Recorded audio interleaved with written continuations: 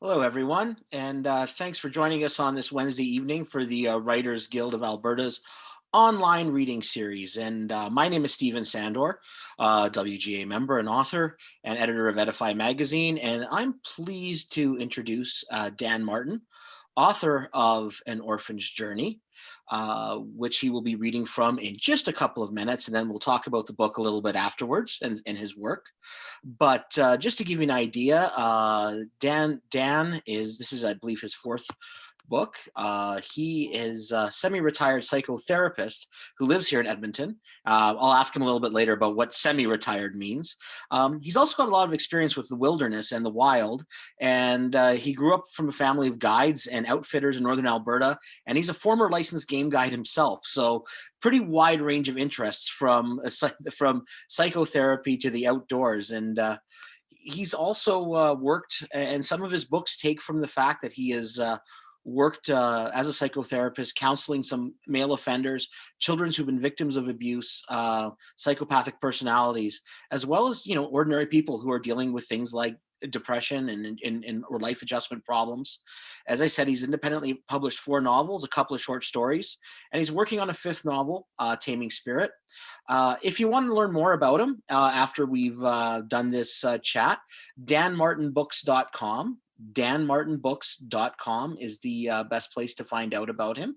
And just before I let Dan take it away, Online Book Club just reviewed An Orphan's Journey, and I'm just going to quote this. It says, "This plot is exciting, and each character played their roles perfectly. I gave the book 4 out of 4 stars." Now, you're not here to see me, you're here to listen to Dan. So I'll let him take it away from here. Okay, well, Jason, thank you very, very much for that warm and gracious introduction. I hope that you can still hear me. Before I get into the reading, I would just like to quickly mention that there's two protagonists in my book. One is my orphan, Patrick, who has no memory of his past or what his name is. Or where he's been in life prior to coming to an orphanage. My other protagonist is Jesse, who's a psychiatric social worker, recently graduated from McGill University, and in Edmonton with the Children's Aid Society on his first assignment, and the book is set in the early 1950s. So with that, I'd like to start the reading. I'll start right out with chapter 1, Patrick. I woke up from a deep sleep to find my shelter being ripped apart. Nails were shrieking beside me, tearing through boards that I had pounded in place. The side of my dwelling crashed to the ground as a blast of sunlight came through the darkness, blinding me. The shadow of a man's head broke through the opening. He spoke with an official voice. "You can't stay here, kid. Gather your stuff and come with me." Two guys with sledgehammers and wrecking bars walked away, leaving the guy with the official voice standing in the alley staring down at me. "You have any belongings in there?" he asked as he bent over, trying to see inside the cavern I had built under an abandoned staircase. I didn't say nothing, just grabbed my bag with dumpster stuff in it and crawled out into the alley. "Come along now, youngster," he said as he put his hand on my shoulder, and I walked beside him down the alley to a busy street and a parked car. He opened the passenger door, pulled the seat forward, and I crawled into the back. He didn't say nothing else, just slammed the door, turned onto the street, and sped away from all the downtown noise. I had no idea where he was going, and I didn't feel awake yet, so I laid my head back against the seat and closed my eyes. I felt the terrible mystery coming over me again. I searched the darkness inside my brain, trying to move back, to remember where it came from, to make sense of things that entered my brain for barely a second and were gone. Far away there were voices that always seemed familiar, and I listened, but I couldn't make them out, who they were or what they were saying, and a terrible loneliness would follow. Smells came too sometimes, like something dead or warm blood inside my nostrils, but there was nothing else. I'd get images coming into my head of men arguing, knives slashing at people, but I felt nothing, no fear or anything.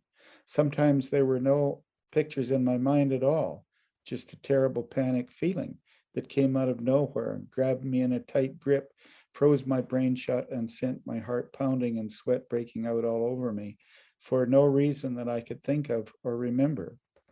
Finally, the panic waves would stop, and a blackness came through that drove away the terror. Then nothing else would come for a very long time, and life would seem just normal again. I always found food to eat that people threw away, especially back alley dumpsters behind downtown restaurants. Other people showed up to eat too. Sometimes mean looking guys would come, but we shared, and I never had any trouble. I made myself a good place to sleep that I figured was well hid, a place I felt safe most of the time, except sometimes it got cold inside. I decided I'd have to snitch some blankets, maybe off a clothesline somewhere before it got really cold. The driver suddenly slowed and turned into a narrow road that twisted downhill through overhanging brush towards a large brick building at the bottom. The building sat on a grassy meadow between a brush-lined creek and a wide rolling river. A faded road sign at the entrance read Ross Flats Orphanage. A thin middle-aged woman waited on the bottom step. She struggled to get onto her feet, came over to the car and stuck her face in the window. Frank, she asked the driver, from Children's Aid? That's me, he said, pushing his cap back and wiping his sweaty forehead. And who have we here? She said, looking back at me. She had pale eyes and an upturned nose. She was pretending to be nice, but I knew she was only trying to decide if she would like me. His name is Patrick, the driver responded. I have some papers. We think we might have the right ones. We found him sleeping under a back alley staircase downtown. No guardians have been located. She opened the front passenger door and moved back. Welcome to your new home, Patrick. I pushed the seat forward to crawl out amidst a cloud of dust as she reached for my hand. I wanted nothing to do with her, and she finally moved out of the way so I could get through. Very well, then, she said with a hint of annoyance. The driver stretched his arm across the seat, passed her the papers, and pulled the door shut behind me. He drove off without a goodbye, just a crunch of gravel and a trail of dust. Come along, said the woman, stepping clear of the car. You can call me Miss McNabb. She stood back again. Her pale eyes skimmed me over top to bottom. I'm sure I was a ragged wretch to her clean-faced way of looking at things. It must have been a very difficult time for you, she said. I didn't like her right off. She kept pretending to know who I was or how I felt, and she didn't know shit. We'll get you started in your new home, she said, and beckoned me with a nod of her head to follow. I stayed a few steps behind so I could look around. Everything was tall. The place had a high entrance leading to the double doors. 3 stories of brick wall loomed above, and each level had a row of small windows with crossbars. I could hear the racket of kids playing on the other side. She stopped to wait for me, waving her hand impatiently towards the doors. Hurry now, we have much to do getting you settled, she said. I walked beside her up the flight of stone steps to a landing, stopping at high wooden doors with brass knockers in the middle of them, in the middle of worn down circles. She banged on one of them hard twice, waited, then sighed and pulled a long key with arms like a Jesus cross from her waist pocket. She stuck the key into a scratched up keyhole as round as a dime, twisted the key and pushed the door open with her shoulder. She placed her thumb and forefinger gingerly around the back of my collar and ushered me inside. I'll take your coat here, she said. I unzipped and passed it to her. She hung it on a hanger beside a few others. You can retrieve it later after we find you a room. Then she plastered on a fake smile and asked, so Patrick, what should I call you? Do you like Patty, Patrick, or maybe just Pat? I didn't answer. She glanced at my papers. Okay, then, she said, it will be Patrick. Patrick Price, because that's what your papers say. I followed her up a dark stairway with a polished banister that seemed newer than the creaking old stairs. At the very top, she turned down a short hallway where she opened a door. Damp air rolled out that smelled like wet dog. This is where you get cleaned up with brand new clothes, Patrick. She pulled out her key again and opened an iron chute on the wall. I'll give you a few minutes to peel off your old ones and drop them in this chute that takes them to the basement for fumigation. She eyed me up and down. So what are you? She added. I think about size 12, give or take. I didn't answer. She opened a high closet full of clothes stacked on shelves and rows of identical brown shoes on the closet floor, ranging from infant to man size. She searched in the middle of the clothing pile and pulled out pants, shirt, underwear, and was rummaging through the shoes when I told her I'm keeping my own. She stood up, her eyebrows folding together in a deep furrow. I felt something in me like there was going to be a fight, but she seemed to have a change of heart. Finally, she asked, "You mean the shoes?" "Well, I guess they don't look too bad. They're pretty new. Actually, I think too big for you, but keep them if it pleases you. Before you change, you need a bath. There's soap in there, and I can wash your back if you want." "No, thanks," I responded. "Very well," she replied, turning to open the door. Then she turned back. "I'll be here again in 15 minutes, and I expect you to have yourself cleaned up and ready. And don't forget to scrub your hair. Try to run a comb through it if you can." It was a relief to see her go. I walked to a small window and pulled back a damp curtain. I must have been looking out at opposite ends of where we drove in, but I could still see the river bending wide around the place and then rolling away from everything and everybody. I wondered where it went. Turning back to the tub, now half full of lukewarm water, I slid in, soaped off, and got out. I didn't like the new clothes. They were stiff and everything was loose.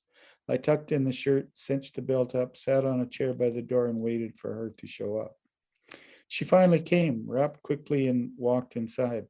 "I see you're ready. Follow along then. I'll show you your room first. It's boys on the third floor and girls on the second. All your meals are on the main floor." She led me down another long, barely lit hallway with brown walls and worn linoleum floors. Every door we passed had a brass number. She chattered all the way. I guess it was supposed to be my introduction to the place. "In the basement is the boiler room, the furnace room, and the detention rooms are down there too, but you don't go there unless we take you." She stopped in front of room 24, rapped quickly, and walked in. A kid was sitting on the edge of his bed, whittling on a willow stick with a jackknife and dropping the shavings into a busted up tin garbage can. "David, this is Patrick. He will be sharing the room with you since Eugene found a new mommy and daddy." David didn't look up. He just whittled harder on the stick. "Now, David, you're not supposed to have that, remember? I already took it away once." She stuck out her hand. David folded the blade back inside the jackknife and passed it to her without looking up. "Patrick, you'll keep your things in here," she said as she opened a narrow closet that stood against the wall with varnish starting to peel. The door stuck and she yanked on it to open. It looked like the whole thing could topple over without much help, and it smelled like mothballs inside. "I'll leave you two now. Dinner is in an hour. Why don't you show Patrick around outside where you should be with the rest?" She left. David pulled a knife from his pocket and began whittling on the stick some more, making an ever longer and sharper point. "You got another knife?" I asked. "Nope, same one," he said with barely a glance in my direction. I didn't say anything. He kept whittling, but now carefully working around the handle, carving out diamond shapes where the grip would be. He glanced over at me, a few seconds longer this time, sizing me up. "First time here?" he asked. I didn't answer. Then I asked, "How'd you get your knife back?" He kept carving out the diamonds, but a half smirk showed up on his face. "She never gets it." He continued to carve. Finally, he spoke, and I think he was dying to tell me anyway. "Not much room in here, as you can see. She always noses around, bumping into everything. She doesn't even feel it when I slip into her apron pocket and help myself to whatever she's got in there." He looked at me again, a bit suspicious this time. "You're not a rat, are you?" "No," I said. He stopped working on the stick for a long moment and looked me over top to bottom. I guess he must have been okay with what he saw. He smirked again and turned back to carving on the handle. "I lifted her key that opens everything in the place. I made an imprint on a gob of gum. Then I dropped the key beside the detention door where she thinks I'd never been. So she'd figure she just dropped it herself. She's pretty dumb, actually. Then it was easy. I cut a splinter from under the banister. It's hardwood, and I carved out the key from it. It took a couple of tries and some work, but I got it. So now I can get into anything and nobody else knows, except now you do." He looked up at me again. "I guess we're roommates now. So do you want to see it?" I was pretty sure he wanted to show me anyway, but I said, "Sure." He leaned back on his bunk, fishing around in his baggy pockets until he brought out the key. It looked exactly like the Jesus Cross key that Miss McNabb used to let me in the place, except wooden. He held it out and I took it for a look. It was not just carved perfectly, but sanded somehow, with all the wood grain showing and smooth as a doorknob. I didn't doubt it worked. I think he saw I was impressed because I couldn't help but rub it all over between my forefinger and thumb. I gave it back and he shoved it down deep into his pocket. Then he stood his spear in the corner, placed his hands behind his head, and leaned back against the wall. Maybe we can be a team, he said, looking squarely at me this time. I decided it wouldn't hurt to have somebody on my side, at least to start out with, since I was brand new here. I gave a slight nod and looked him squarely back in his eyes. I guess from that, he considered it a deal. You need to follow my lead on things then. You want to survive around here? I'll help you just like I saved Eugene's ass a lot of times. He looked away like he was pretty pleased with himself. First thing you need to know about is Jack, he said, and his satisfied expression gave into a look that was somber and dead serious. He's 14. How old are you? 12, I said. It was a wild guess by the clothes Miss McNabb picked out. Me too. Jack and 2 others are 14, but most kids are around our age or younger. I think everybody is scared of Jack, even his own gang. That's Jasper, Ernest, and a few more. Then he added, except me. I'm not really as scared of him because I know how to handle him. Know what I mean? I nodded, just so he would keep talking, explaining the important things. He continued with a half-cocked kind of smirk growing on his face, like he'd figured out a few things about Jack. He always gets McNabb and the others to like him. He's pretty smart that way. He can be nice to their face, calls them Miss McNabb or Mr. McLaughlin. Then they treat him good, and I heard McNabb tell McLaughlin, Jack is such a nice boy. When they aren't around, he calls Miss McNabb Big Face and Mr. McLaughlin Donkey Dong.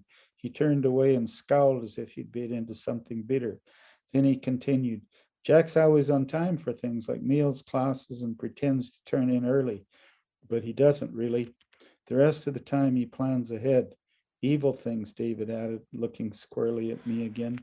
If you don't do what Jack wants, he gets you, either one way or the other. So if you can pass him a stick of gum every now and then, if you want him to really leave you alone, get cigarettes and pass him 1 or 2 when nobody is looking. That way it will be better for you. Get on the bad side of Jack and you'll regret it. David said it in a tough guy kind of way, like as if for a few seconds he was Jack. So that's I'll end there. I believe that's about my time up. Okay. All right. So we're back. We'll have a Q&A portion, and we'll also be looking out for questions from the audience. Just type them in to your comment box or what have you, and they will be forwarded to us here in the Zoom control area for if you have any questions for Dan about his book, about his process, about publishing. Yeah, I'd be happy to have you, but I'll get it started by asking some questions about the book. And I guess the first thing is you talk about Ross Flats Orphanage and it being a spot in Edmonton. And I was thinking about setting a book in 1952, I believe this book is set in, or early 1950s.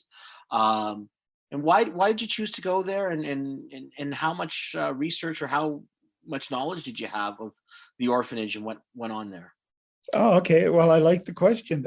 If I can just show you the cover of my book. Incidentally, my book was designed for me by a man named Istvan Kadar, because I think he does great work. Incidentally, I love this kid. He's a model and an actor, and he sent me a number of pictures for my cover, and I thought he pinned my kid perfectly with his picture.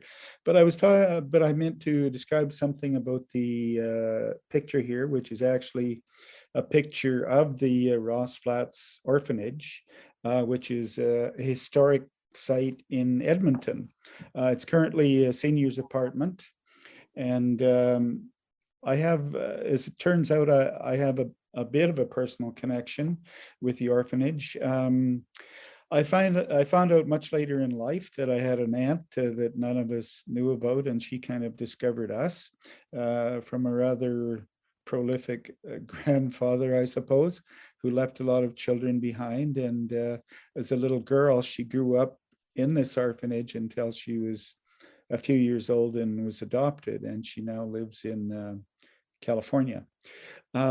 So interestingly, I found the place. As I mentioned, it's now a historic site and a seniors apartment, and I knocked on the door. The caretaker of the apartment answered the door, and she was a lovely, charming lady, about my age, I suppose. And I told her that I was interested in writing a fictional story with Ross Flats as the setting for it. So she invited me in, served me a cup of tea, took me for a tour of the entire place. And ironically, her grandmother was the last matron sometime in the past, decades and decades ago, the last matron of Edmonton's Ross Flats Children Home, the orphanage that I wrote about. Incidentally, at the time I wrote it, I only figured that I had a setting I wanted to write about, and I hadn't figured out any of the characters or plots yet. And incidentally, none of the characters or plots or events in my book are related to the Ross Flats orphanage. They're completely fictional. Right, right. Now, I know that in your bio it says you're a semi-retired psychotherapist, but obviously it's always dangerous. I guess we're all semi-retired in some way. I mean, uh, from something that we've studied or loved or were brought up in. Um, Obviously, in this book, without giving too much away, there's a journey here for your protagonist Patrick. Um, and he goes through these processes to try to discover more about himself, and I'll leave it there because I don't want to give too much away. But I find that sometimes as a writer, when you're an expert in a field, it can be difficult because you know this field really well, right? Like you've got all the book learning, you have all the practical learning, but sometimes you know it so well that sometimes it's a little bit hard to pass that on, like to connect with the reader. Yeah. Did you how difficult is that when you feel like, okay, this is a field I know really well, now I've got to share the story, but I understand there's people who are going to pick up this book who know absolutely nothing about what I'm talking about?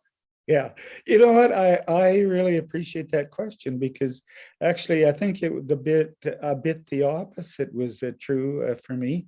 Um, Frankly, I often find that the psychotherapist in movies and books is often portrayed as simply a stoic kind of fellow that asks closed questions or leading questions, or interferes with the stories of his own life.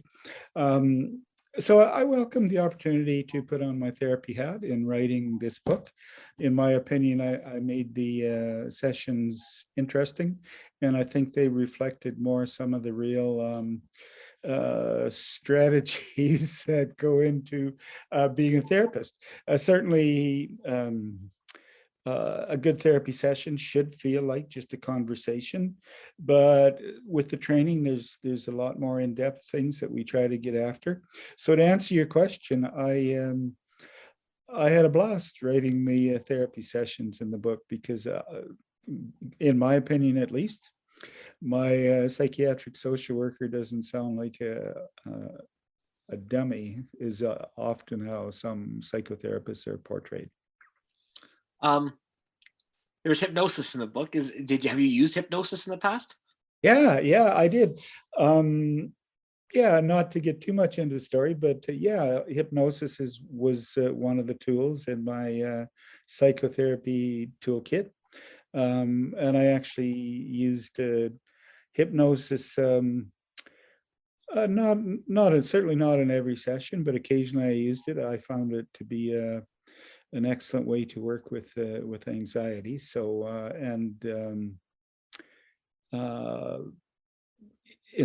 I might add, without giving away too much, that a therapist has to be very careful to using hypnosis to recall events, because people have a powerful imagination. If the therapist suggests that something happened to them, even as a question, the fertile minds of people will create something. So, yeah. So to answer your question, hypnotherapy is very good in some cases and has its limitations.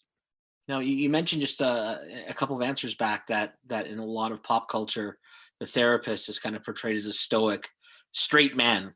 I guess we could call it like character, right? That Uh, very and your character, your Jesse, your therapist is not that. In fact, without getting too much in the book, you've given him some demons and you've given him yeah. a past, I guess I would say. And how important was it like to kind of break that mold in terms of the characterization? Yeah, yeah, I like the question.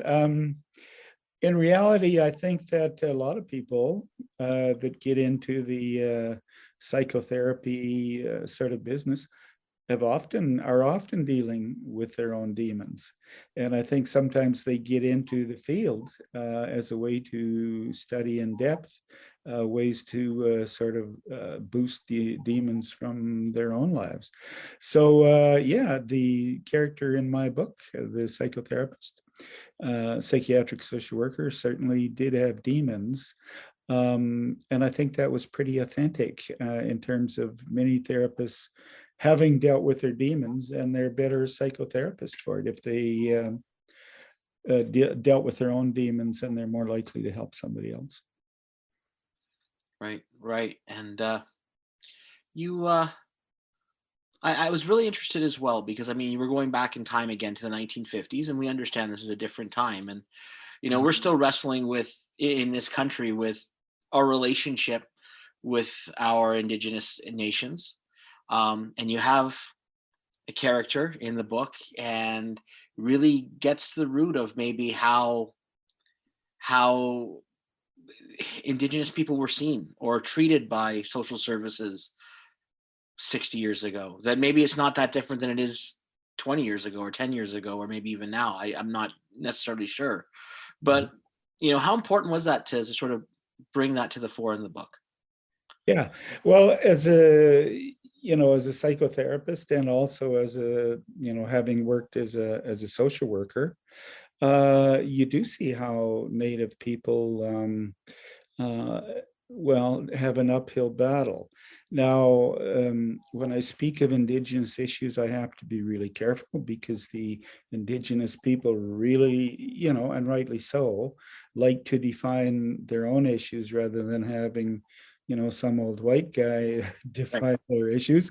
But I think that most people who read the book will kind of relate to the struggles of 1950s Indigenous people. And I'm not an expert on Indigenous people, but I am, someone who's done psychotherapy and social work with First Nations people, and I do have some sense of the struggles they endure.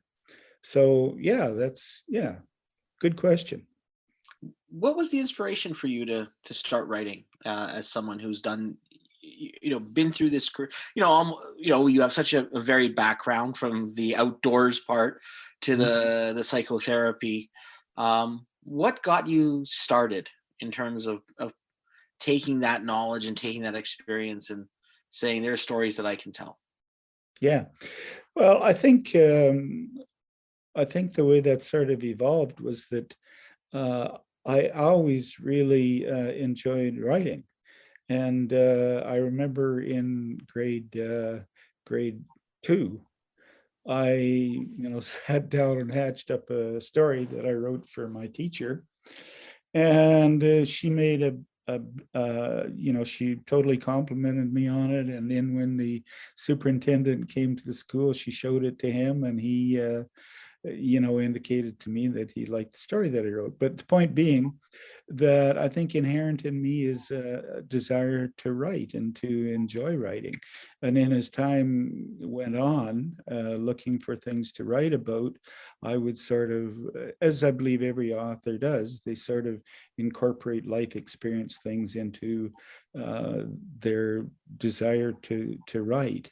And basically that's I think what happened for me in terms of I'm on my fifth book, but all my books are sort of bringing in my own life experience, and I suspect that that's the case for most writers. Right. And a question I think that might be a bit of an evergreen question whenever anyone is independently publishing their work is Mhm. how difficult is that to get that book into, I guess, into the common knowledge of readers, and get the book into readers' hands and get seen and get known about. Um, you have events like this tonight to Mhm. introduce yourself, but Yeah. talk maybe a little bit about the challenges of promoting that and getting that book onto shelves, or whether it's through your website, or how do you make those connections? Right. Well, it is a huge challenge, and I guess on the one hand, it's extraordinarily easy uh, compared to seeking out traditional publishers. And I haven't really, well, except I think with my first book, I haven't even sought out traditional publishers. Um, I just didn't have a lot of patience, and I don't mean any disrespect to traditional publishers, but you certainly have to wait like a year or more to get a response. When you independently publish, you can set up your book, write it, and print it for free, and have it marketed on Amazon. A couple of things that are critical, I think, about that is one, that it's critical to have your book vetted, because traditional publishers are a way to have books vetted, because if a traditional publisher has published it, you know that it has good material. So one of the challenges is to have your book vetted so that there are really positive literary critiques on it. So I had, online book club reviewed my book, gave me an excellent review. One of my other books has a really, in my view, a really excellent Kirkus review. And Kirkus, in my view, is kind of a gold standard of good books. So that's a second challenge, is to have your book vetted so that there are literary critiques that are positive from credible sources. The marketing is tough. I would say I can't quit my day job if I had one with my writing, but people buy my book off Amazon. Occasionally they have heard about my book and I can sell it personally. So I just have to say, again, yeah, like I like the question, because there's a good part to independent publishing, and there's some big hurdles to jump. Yeah, and I mean, but even getting reviewed in Kirkus as an independent book is pretty good, because I think a lot of independent writers struggle to even find the chance to get their books reviewed or talked about. Is there a lot of getting in editors' faces, and is there a lot of pounding the pavement? Are you going to bookstores and trying to say, hey, to each one, saying, will you carry X amount of copies? Here I am. Yeah, and Yeah, and actually, I haven't done that. I'm not saying a person shouldn't. Uh, I find it's probably a bit counterproductive to get into editors' faces. I think they don't particularly like writers getting too aggressive with them. But certainly, I could do a lot more in terms of approaching retail stores and getting my books on their shelves. I could do more with that. The local libraries have indicated that they would be probably willing to book to place my books in their library, but there's a process for it that I haven't gone through yet. So yeah, there is, there is benefit to pounding the pavement. I just haven't done that part. We've talked a lot about an orphan's journey, but I know you said you're working on book number 5. So Yeah. is there any, but before we go for the evening, any sort of sneak preview, any kind of thoughts on what we might expect or what's coming down the road? Yeah. Okay. Well, I'm really excited about the book that I'm currently writing. I'm about 2/3 finished it. I like to base my fictional books to ground them somewhat in past real events. I don't know if too many people know. I'm sure most people have heard of Butch Cassidy and the Sundance Kid. I suspect a lot of people don't know that the Sundance Kid actually worked for 2 years on a ranch in southern Alberta between robbing banks and trains in Montana.